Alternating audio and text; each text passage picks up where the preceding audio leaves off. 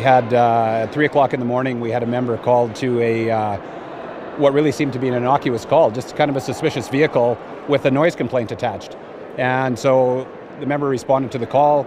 An incident occurred which resulted in gunfire being exchanged, and it resulted in later the death of a male, all of which is under investigation by ACERT. I'm very thankful. When you talk about circumstances like this, the situation could have ended very differently.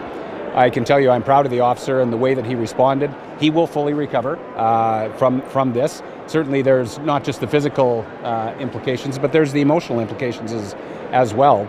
But I'm happy to say that he will do very well, but this could have been a much, much different day.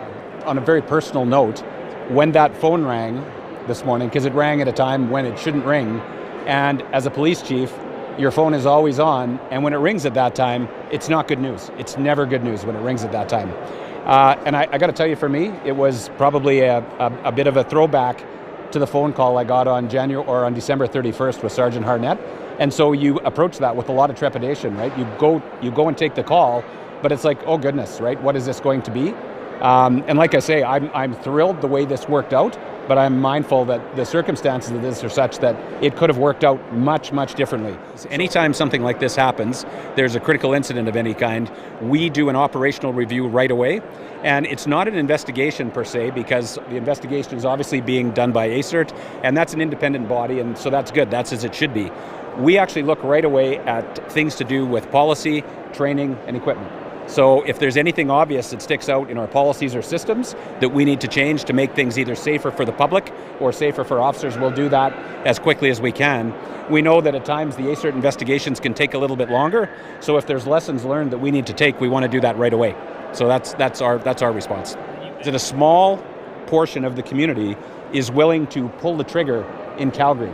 They're willing to use violence, serious violence, against other citizens, and they're willing to use serious violence against the police. It's got to be a huge concern for all of us, right?